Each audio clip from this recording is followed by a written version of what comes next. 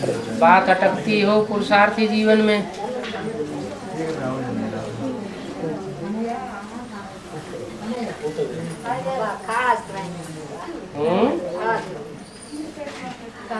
क्या कह रही? काल हस्ती बुला रहे। अरे काल हस्ती में जाएंगे, कहीं काल आ जाए तो। बाबा कहता है सब पुरुष दुर्योधन दुशासन। बाबा कहते हैं सब पुरुष दुर्योधन दुशासन। कन्या माता ने पवित्र है, कन्या माताएं सब नंबरवार पवित्र हैं, लेकिन भगवान आता है सूपन का पूतना कोई कोई है, सब नहीं है।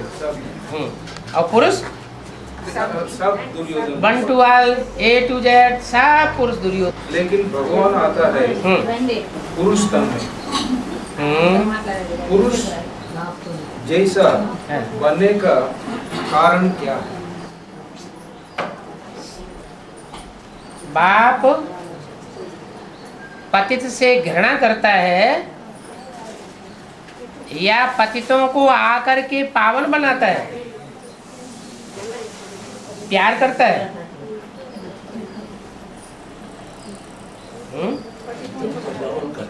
पतितों को पावन बनाता है, आता है उनके नजदीक आता है तो उनसे घृणा करता है या प्यार करता है? प्यार करता है। पतितों से घृणा नहीं करता। और सन्यासी क्या करते हैं? पतितों से घृणा करते हैं।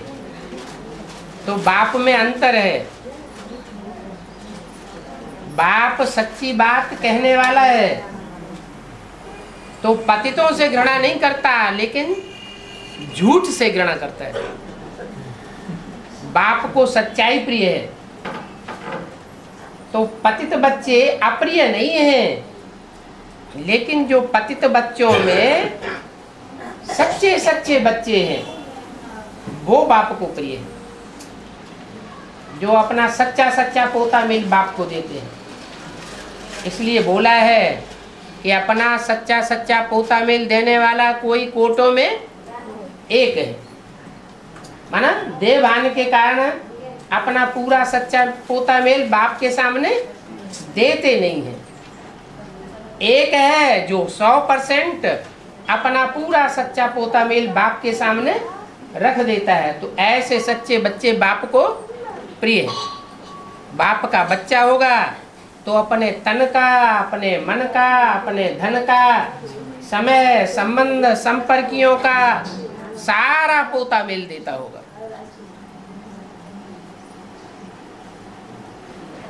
तो क्या बात क्लियर हुई कि कन्याएं माताएं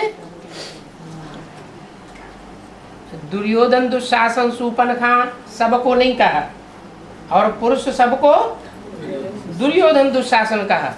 फिर भी पुरुष तन में परमात्मा क्यों आता है? किस लिए आता है? हैं? क्या कारण बताया? पुरुष तन दुर्योधन दुशासन है, फिर भी उस दुर्योधन दुशासन में परमात्मा क्यों आता है?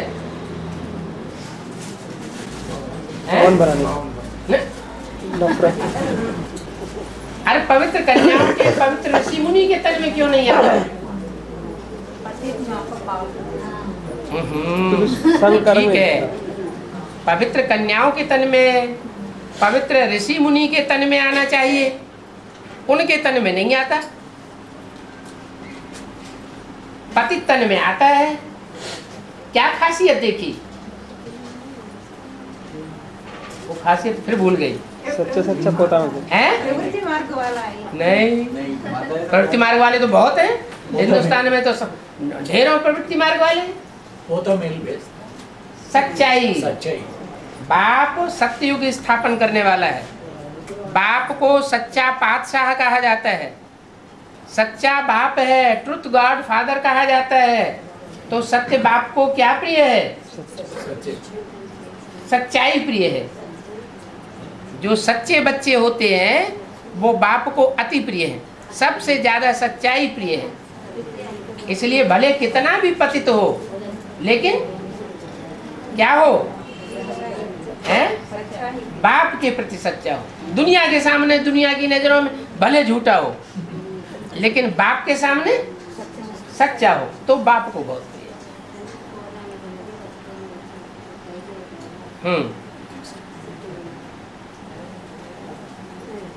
और बाबा, बच्चों के रूप में 4.5 लाख जन्म लेने वाले हैं ना, वो सभी चंद्रवंश से आए तो आती है। बिल्कुल चंद्रवंश से आएंगे, पूरा 4.5 लाख। बिल्कुल ज्ञान चंद्रमा की और संतान होंगे। ज्ञान चंद्रमा के सच्चे बच्चे होंगे, उनमें इस्लामियों वाला बच्चा कोई नहीं होगा।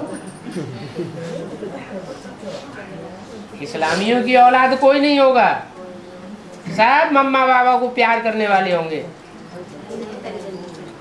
ज्ञान चंद्रमा ब्रह्मा और ओम राधे सरस्वती, ये दो ही उनकी बुद्धि में समाये हुए होंगे, और कोई इस्लाम धर्म का, मुस्लिम धर्म का, क्रिश्चियन धर्म का मुखिया उनकी बुद्धि में नहीं समाया हुआ होगा। तो 4.5 लाख सतयुग की आदि में और राधा कृष्ण जैसे बच्चों के साथ जन्म लेंगे। और అడగండి అమ్మా, మీలో మీరు మాట్లాడుకుంటే ఎట్లా? ఏమ్మా, మీకు ఏదైనా అనుమానాలు ఉంటే తండ్రిని అడగండి. మీలో మీరు మాట్లాడుకుంటే बाबा, ఏమొస్తుంది? नायपेट बच्चों की लेट आई दृष्टि से बाबा कहते हैं, बैठो, बाबा कहते हैं कि मुझे सर्वसेवल बच्चे बहुत प्रिय हैं। बाबा कौन से बच्चों को याद करते हैं? सर्वसेवल बच्चों को याद करते हैं। जो सर्विस नहीं करते उनको याद नहीं करते हैं। तो कैसे याद करते होंगे? आंखों से याद करते होंगे, हैं? इन 2 नेत्रों से याद करते होंगे। कैसे याद करते हैं? अरे तीसरे नेत्र से याद करते हैं ना। तो तीसरे नेत्र की दृष्टि लेनी है, वो ऊंची है, या ये विनाशी आंखों की दृष्टि लेनी है? ये विनाशी आंखों की जो दृष्टि है वो तो अल्पकाल की है, और जो सर्वसेवल बच्चे हैं उनको तो बाप सदाकाल याद करते रहते हैं। तो सदाकाल की तीसरे नेत्र की दृष्टि जिन बच्चों को मिलेगी वो ज्यादा फायदे में रहेंगे। ये इन आंखों से 2-4 सेकंड बैठ करके याद दृष्टि ले ली, वो ज्यादा फायदे में रहेंगे, हैं? ये दृष्टि तो उनको दी जाती है, इसलिए दी जाती है कि सुबह से शाम तक अपने धंधे धोरी में लगे रहते हैं, सारा दिन याद ही नहीं करते। तो इनकी आंखों को, इनकी दृष्टि को पकड़ करके बैठ करके इनको याद दिलाओ।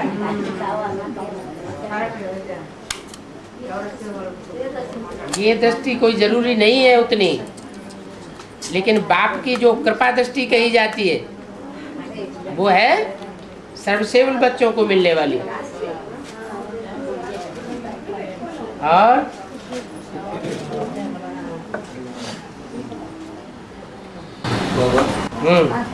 अष्टदेव के बारे में प्रश्न है। अष्टदेव है 4 पैर, भाई बहन है। भाई बहन नहीं है अष्टदेव, 4 पैर नहीं, ये बात बुद्धि में गलत बैठ गई। अष्टदेव जो हैं वो रुद्रमाला के मणके हैं या विजयमाला के मणके हैं?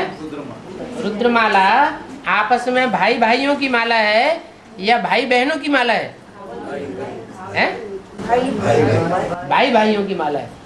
तो वहाँ भाई बहन की बात नहीं है। हाँ, स्त्री चोला और पुरुष चोले के हिसाब से कहा जा सकता है, हैं? तो जोड़े होने की बात नहीं है। क्या? जोड़े होने की बात नहीं है। और वो अष्टदेव हैं। अष्टदेव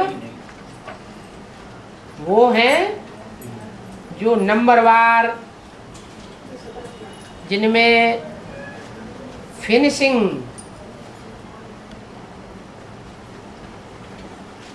आठ 9 धर्मों के अंतर से कम पड़ जाती है। क्योंकि आखिरी जन्म में वो बाप से बिछुड़ जाते हैं और कोई न कोई धर्म में प्रभाव में आ जाते हैं, इसलिए वो फिनिशिंग में कमी पड़ जाती है और उनके नंबर बन जाते हैं। तो 4 जोड़े हैं, तो चलो भाई बहन के रूप में 4 जोड़े दैहिक रूप में बन लिए। हाँ, उसके बाद उसमें ये 6 है, बाकी 6 है, उसमें इस्लाम, बौद्ध, क्रिश्चियन 6 बाकी 6 है। 6 माना अष्टदेव में 2 पहले बाप और आने वाले माता। 2 पहले, हाँ 2 पहले माना एक बाप असल सूर्यवंशी और दूसरा जो आखिर में जाकर के अंतिम जन्म में जाके चंद्रवंश से प्रभावित हो जाता है। माना थोड़ा सा स्लाइट अंतर, 84 जन्मों में से एक जन्म का अंतर चंद्रवंश का प्रभाव पड़ जाता। तो यूँ कहें कि वो जो अंतर पड़ता है वो अंतर फिनिशिंग के हिसाब से उसको चंद्रवंशी में ले जाता है। ऐसे तो 83 जन्म के पक्के हैं। क्या है पक्के? 83 जन्म के अष्टदेव कौन से धर्म के पक्के हैं? सूर्यवंशी हैं, लेकिन आखिरी जन्म में हार खा जाते हैं। हाँ, फिर 2 तो हो गए उसमें, सूर्यवंशी चंद्रवंशी, बाकी 6 है। हाँ बाकी रह गए 6।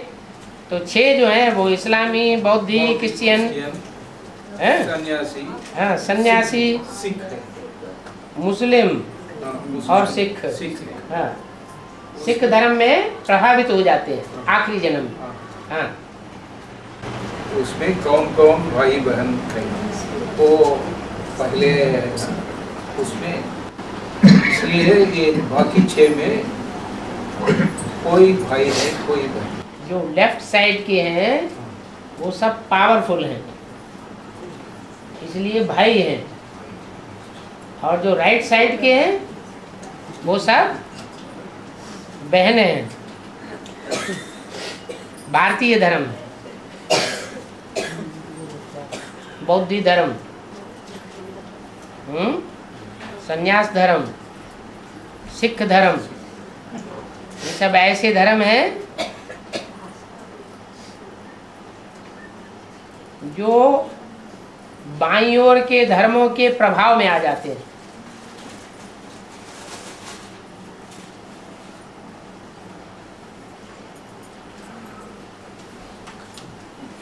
और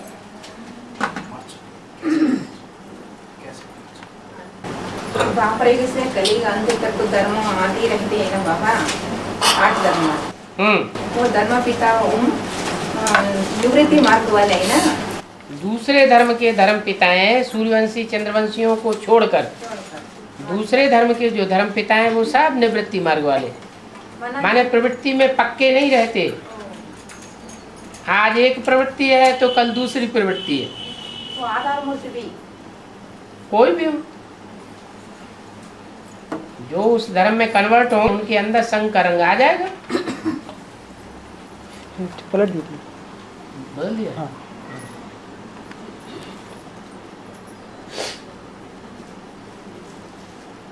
और नव धर्मों के धर्म पिता नव नारायण के रूप में प्रवेश करते हैं ना।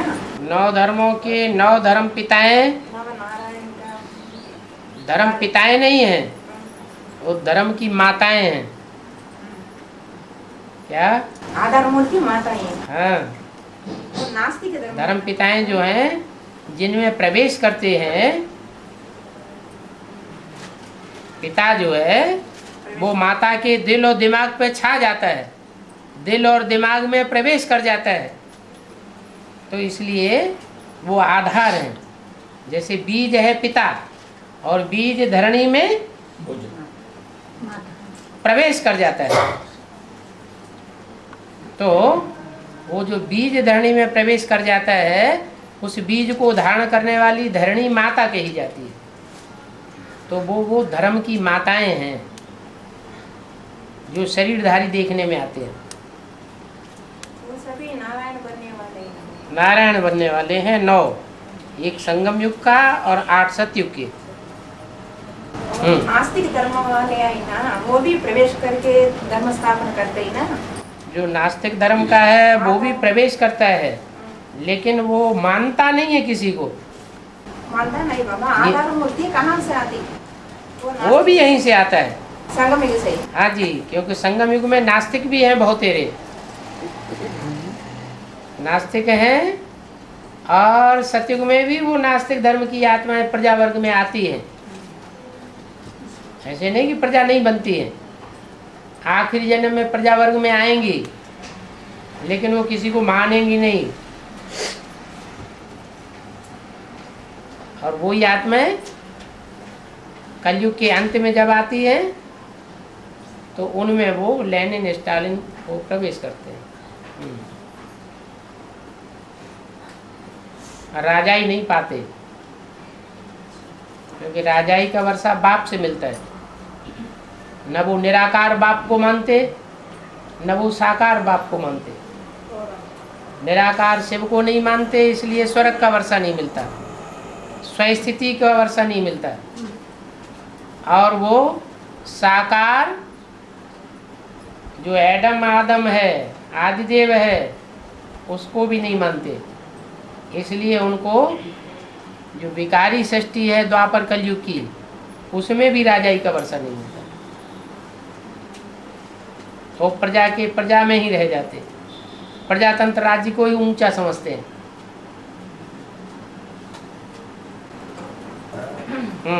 फिर आपका प्रश्न क्या है? आप पूछना क्या चाहते हैं? ऐसे है बाबा। और कोई नहीं। नास्तिक धर्म आधार। बाप आता है बड़े से बड़े नास्तिक में बनता, नास्तिक में बनता है बड़े से बड़े आस्तिक, बड़े से बड़ा आस्तिक बनाने के लिए। हाँ, बाप आता है कामी काटे में, है बड़े से बड़ा फूल बनाने के लिए। फिर नास्तिक कैसे बन, कब बने हैं? वो तो सबका बाप है ना। कोई ऐसा मनुष्य है जिसका बाप न हो? वो सारी मनुष्य सृष्टि का बाप है। देवात्माओं का भी बाप है, तो राक्षसों का भी बाप, सूर्यवंशियों का भी बाप है, तो नास्तिक वंशियों का भी बाप है। इसलिए उसको तो सबका बाप बन करके पाठ बजाना है। बच्चे तुम्हारा बाप आया हुआ। क्यों? क्योंकि लोहे से लोहा काटा जाता है, विष से विष मारा जाता है। इसलिए सबका बाप चाहिए, सबको सुधारने के लिए।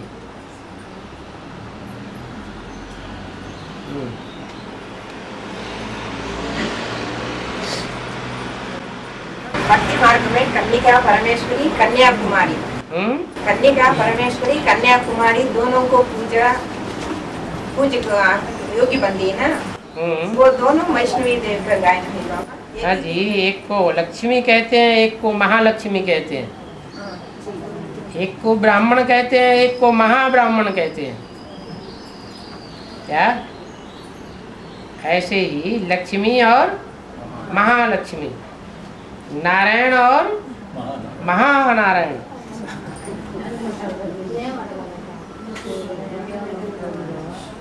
तो जो दो का गायन है, दो देवियों का, उसमें एक का मुरली में नाम बोला है कुंवारी कन्या, और दूसरी का नाम बोला है, क्या बोला है? अधर कुमारी। दोनों की पूजा होती है। अधर कुमारी माता जो माताएं बन जाती, माताएं बनती है, विकारी बन जाती है, फिर बाप की बन जाती है तो निर्विकारी बन जाती है।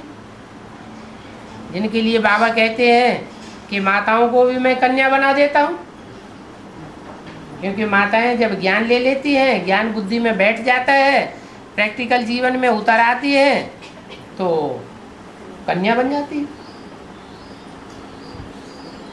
तो वो पूजी जाती है, उनकी वो पवित्रता पूजी जाती है।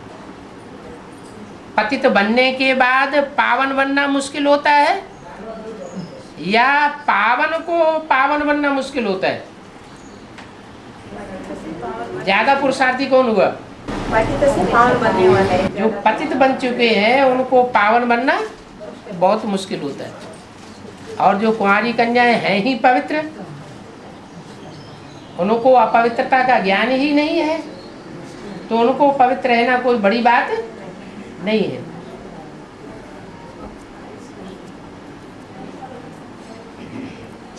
जो है ही देवता, उस देवता को देवता बनने में कोई विशेष पुरुषार्थ नहीं करना पड़ता है। लेकिन जो देवता से नीचे उतर करके राक्षस बन गया, उसको राक्षस से देवता बनने में पुरुषार्थ करना पड़ता है। इसलिए विष्णु देवता कहा जाता है। विष्णु नो विषय काल, कोई जन्म में उस वैष्णव देवी में विषय विकार का, विविचार का अंश मात्र नहीं आने पाता। उसका नाम ही है पार्वती। जन्म जन्म लगी रगड़े हमारी, बरहूं शंभु न तो रहूं कुंवारी। मेरी जन्म जन्म की ये प्रतिज्ञा है क्या, कि या तो मैं शंभु को वर्ण करूंगी,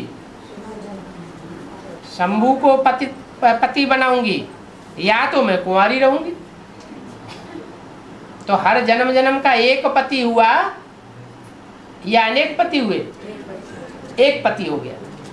तो जिसका जन्म जन्म का एक पति होगा, उसमें जन्म जन्म की प्योरिटी की पावर समाई हुई है। इसलिए उस आत्मा को एडवांस ज्ञान में शुरू में आना चाहिए या बाद में आना चाहिए? है? हाँ, ये नियम बना हुआ है। उनको एडवांस ज्ञान में बाद में आना है, क्योंकि वो तो है ही पवित्र। आपका तो गांव का ही नाम है तिरुपति है, 2 पत्नियों की कथा प्रसिद्ध है। हैं? 3 पत्नी भी। हाँ, तीसरी भी होती है, वो माया बेटी होती है। वो बेटी होती है, पत्नी नहीं होती। बीबी ना चाहिए। बाबा खाना से नहीं आते हैं, खाना से नहीं आते हैं।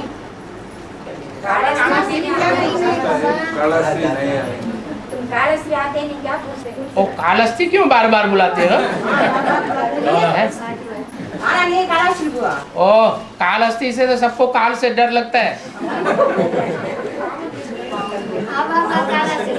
हाँ, तिरुपति में आओ, तिरुपति में सारी दुनिया तिरुपति में आती है, आप कालहस्ती में बुलाते हैं।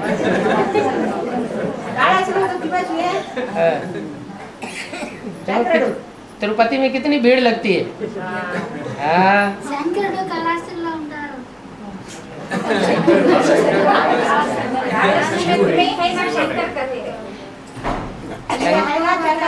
शंकर को कालहस्ती में बुलाओगे तो महाकाल का रूप धारण कर लेगा, फिर सारा खेल खलास हो जाएगा।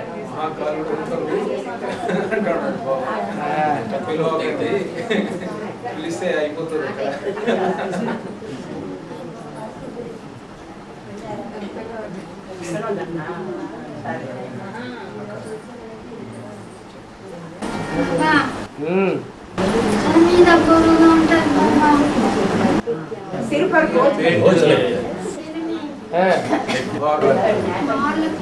भार लगता है। कोई आत्मा सर के ऊपर बैठी होगी, हैं? हाँ। सर झटका के भगा दो। हाँ। ये परेशान है बाबा। स्वस्थिति की शान में नहीं रहती, इसलिए परेशान होती है। स्वस्थिति में नहीं रहेगी तो दूसरी आत्मा प्रवेश कर जाएगी। दूसरी आत्मा कब प्रवेश करती है? जो अपनी आत्मा के चिंतन में नहीं रहता, ज्यादा देहभान में रहता है, तो उसके ऊपर दूसरी आत्मा सवार हो जाती है।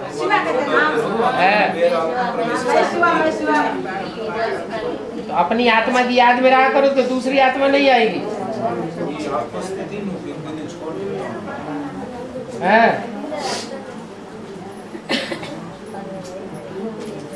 शीशे में देखा है, तो काली बिंदी दिखाई पड़ती है? सफेद बिंदी को याद किया करो। अच्छा राम लक्ष्मण सीता तीनों 14 साल अरण्यवास किया ना, उसका यादगार किया जंगल में। यादगार क्या करते हैं? संगम में यादगार क्या? अयोध्या में कब आए? 14 साल पूरे होने के रावण को संहार करने के बाद, रावण को वध करने के बाद 14 साल के बाद अयोध्या में आ गए। अयोध्या माना युद्ध नहीं, जहाँ युद्ध नहीं होता। और अभी तो क्या हो रहा है? युद्ध हो रहा है।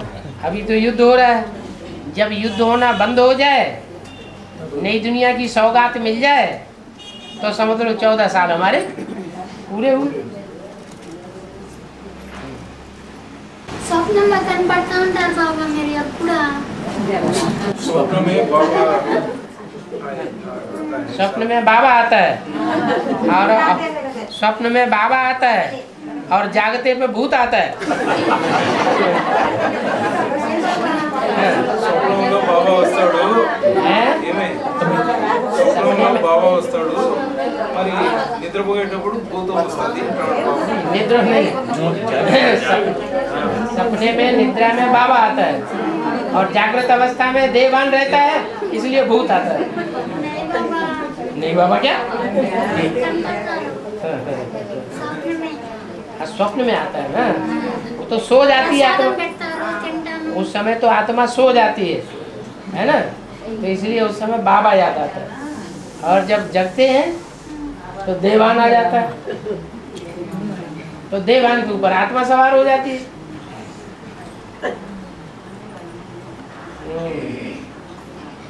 और बोलो बोलो तेलुगु में बोलो।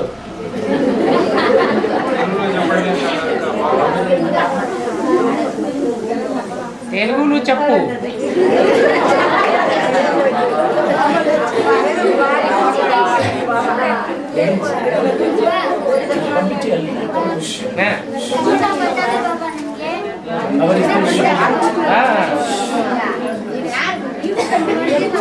अरे घर जाने दो, रुको मत। ఇచ్చేసి వెళ్ళిపోయి जान ఇచ్చేసి వెళ్ళిపో బాబా చెప్తాను।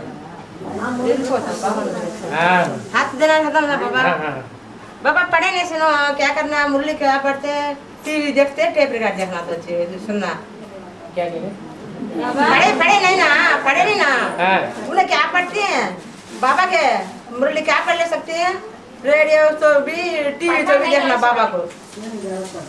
समझा? బాబా ఇప్పుడు చదువు రాని వాళ్ళకి చదువు బాబా చదువు లేదు కదా, టీవీ చూడాల్సిందే, టేప్ రికార్డ్ చూడాల్సిందే కదా, వాళ్ళకి అట్లా ఏం చెప్పుకోవాలని అడుగుతున్నది బాబా। हाँ अभी तो पढ़ने की और लिखने की दरकार ही नहीं, और किसी से सुनने की भी दरकार नहीं। अभी तो एक से सुनना है, तो एक से सुनाई हुई बात को तो टैप रिकॉर्ड और वीसीडी और डीवीडी और टीवी अच्छा सुनाता है, तो वही सुना करो। वो सुना हाँ वही सुना करो। हाँ ठीक। आए दूसरे आदमी बाबा पूछो को बोले तो मैं पूछिए गुरु दूसरे आदमी प्रश्न पूछो बाबा। हाँ तो बाबा को क्या पूछो, तुम तो मुरली पढ़ी है, मुरली में तो बताया है कि सन्मुख सुना सो फर्स्ट क्लास, और कागज में पढ़ा थर्ड क्लास, और जो टैप रिकॉर्ड में सुना वो सेकंड क्लास। तो तुम सेकंड क्लास मान लो, फर्स्ट क्लास मान ले लिया आज, और क्या चाहिए है? अच्छा बाबा, हाँ जी। खाना सुखाओ बाबा। ठीक है, हाँ जी।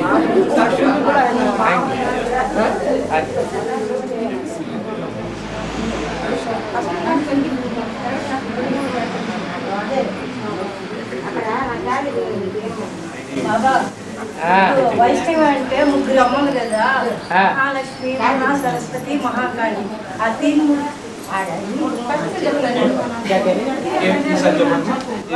వైష్ణవి అంటే ముగ్గురు అమ్మలు మూలపటమ్మంటారు.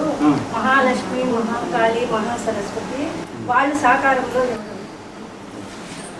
वैष्णवी देवी हाँ। कहता है तीन माताएं, तीन माताएं हैं। हाँ हाँ हाँ, कौन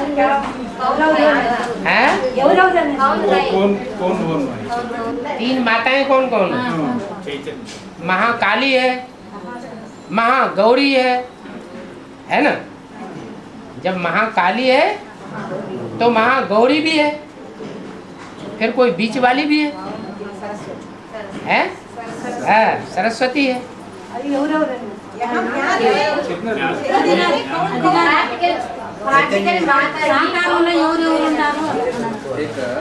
అదే చెప్తూ ఉంటారు చూడు బాబా, మహాగౌరి, మహాకాళి, మధ్యలో సరస్వతి అని చెప్తాడు బాబా. हाँ మరి సరస్వతి ఎవరు మనకు తెలుసు కదా, మహాగౌరి ఎవరు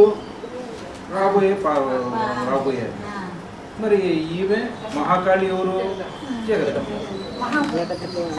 బాబా అన్ని విడదీసి చెప్పడు. जगदम्बा ही महाकाली बनती है, हैं? और महागौरी अलग, और फिर बीच में सरस्वती है। तीन देवियां हैं, ब्रह्मा के साथ सरस्वती, विष्णु के साथ लक्ष्मी, और शंकर के साथ पार्वती।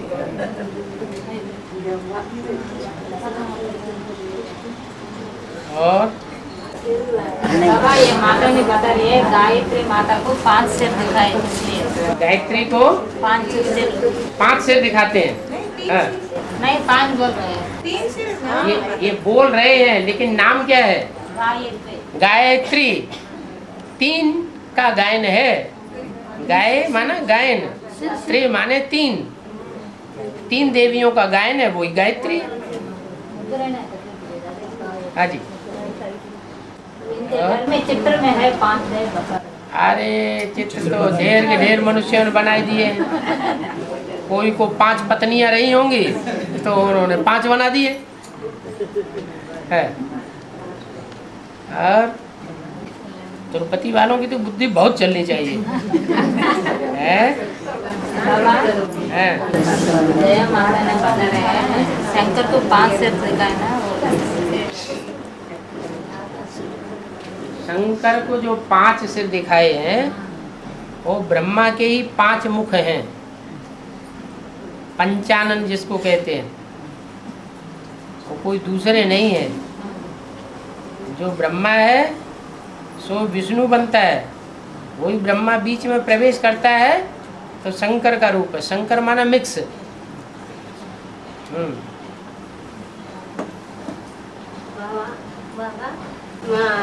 రాముల వారి మీద జంగల్ में లవకుశన యుద్ధం చేస్తారు కదా, ఇద్దరు లవకుశులు అంటే రాముల వారి పైన. అప్పుడు ఈ అంటే గాలి అంటే గుర్రము జంగల్ మే అడవికి తీసుకొని వెళ్ళినప్పుడు యుద్ధం చేస్తారు కదా, ఆ లవకుశులు ఎవరు యుద్ధం చేసేది? में बोलता है हाँ। वो राम से युद्ध किया। हाँ युद्ध किया। हाँ, लवकुश, लवकुश ने युद्ध किया। हाँ वो जी। लवकुश कौन है? कौन है? तो जो इस्लामी है, जो इस्लामी बच्चा है, राम के 3 भाई हैं ना, उनमें से जो 2 भाई हैं उनमें एक है इस्लामी का बीज और एक है क्रिश्चियन का बीज। एक प्यार का पार्ट बजाता है, भले देह का प्यार करता है, क्या देह का प्यार करता है लेकिन प्यार का पार्ट बजाता है, इसलिए वो है लव। लव माना प्यार का पार्ट बजाने वाला। ज्ञान बुद्धि में नहीं बैठता ज्यादा, लेकिन प्यार का पार्ट बहुत बजाता है। और दूसरा है कुश। कुश माने कांटे जैसी एक घास होती है, उसका नाम होता है कुश। कुश माना कांटा। क्या वो कांटा जो है वो एटम बम बनाता है। एटम बम बना के सारी दुनिया को दुख देता है, तो कांटे का नाम रख दिया उसका लव। और कुश, कुश माना कांटे समान। 2 बीज रूपात में है। और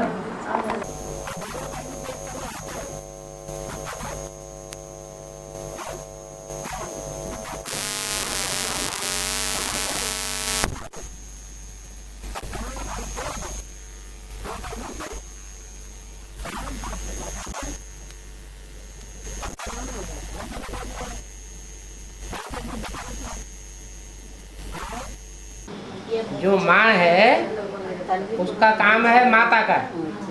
माता जो है वो बच्चों की परवरिश करेगी कि बाप की परवरिश करेगी? माँ जो है वो बाप की परवरिश करेगी, बाप की पालना करेगी या बच्चों की पालना करेगी? बच्चों की पालना करेगी।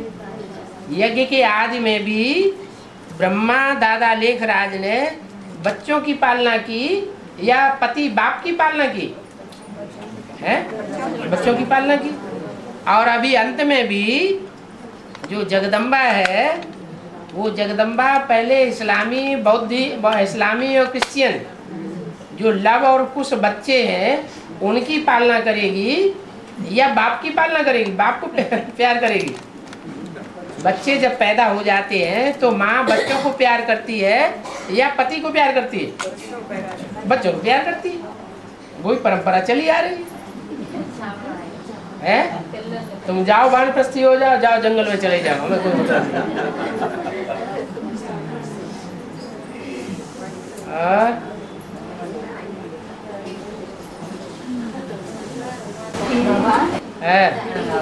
रामायण में लक्ष्मी कौशल्या सुमित्रा कहते 3 में मिलकर राम जी को क्यों अपने वनवास में भेजा, अरण्यवास में 14 साल किस लिए भेजा? कौशल्या सुमित्रा कहते 3 जने मिलकर राम बाप को जंगल को भेजाया ना। कौशल्या ने थोड़ी भेजा है। कई जिसको कई पति थे उसने भेजा होगा है। जिसको एक हो वो थोड़ी भेजेगा, जिसकी बुद्धि बिखरी हुई होगी, जिसको एक बाप दूसरा न कोई। एक राम बाप में जिसकी बुद्धि लगी हुई हो वो काहे के लिए जंगल में भेजेगा? जंगल में कौन भेजता है? असुरों का संहार करने के लिए जंगल में भेजा जाता है। तो कौशल्या ने भेजा क्या? फिर कई ने भेजा। निमित्त कई बनती है और मंथरा दासी बनती है। और दास दासी बनने वाली आत्माएं हैं वो जंगल में भेजती है।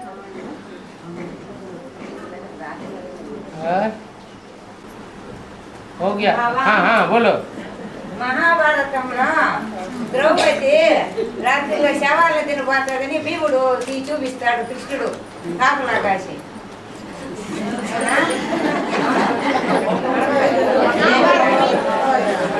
కాపలా పెడతారు, లోపలికి రాని బాబు శవాలు తినబోతాను చూడని చెప్తారు. द्रौपदी जंगल में लाश है ना, आने की जल्दी है। लाश खाने की जल्दी है द्रौपदी। द्रौपदी क्या करती? लाश संसार में लाश है ना, लाश खाने के लिए चल रही। वो भीमसेन है ना, वो बाहर में अंदर जाने की ना मानते द्रौपदी। अरे वो कथाएं तो सब एक ही हैं, चाहे हरिश्चंद्र राजा की कथा समझ लो और चाहे भीमसेन की और द्रौपदी की कथा समझ लो, हैं तो सारी एक ही कथाएं हैं। हरिश्चंद्र की जो कथा है उसमें तारामती शमशान घाट में जाने के लिए वो रोकता है कि तेरे को हम बच्चे को दफन नहीं करने देंगे, ऐसे ही भीमसेन उसको रोक देता है। सारी कथाएं अलग अलग तरीके से अपनी अपनी बुद्धि से लिख दी है। और तुम टीवी में देखते हो उनको। बाबा कहते हैं ये मनुष्यों ने सब किस कथा कहानियां लिखी हैं, इन कथा कहानियों में बुद्धि जाएगी तो बुद्धि सारी बह जाएगी इधर उधर। है बुद्धि जानी चाहिए किसमें? जो बाबा ने शास्त्रों का सार बताया है। क्या बाहर की दुनिया के शास्त्रों का सार बताया मुरली में, और मुरली का सार बताया एडवांस ज्ञान में। तो बुद्धि कहाँ रहनी चाहिए? है एडवांस ज्ञान में रहनी चाहिए। मुरली के महावाक्यों में बुद्धि रहनी चाहिए। इधर उधर चारों तरफ टीवी के चक्कर में फंसा होगा, सारी बुद्धि बह जाएगी। और बस हो गया। चल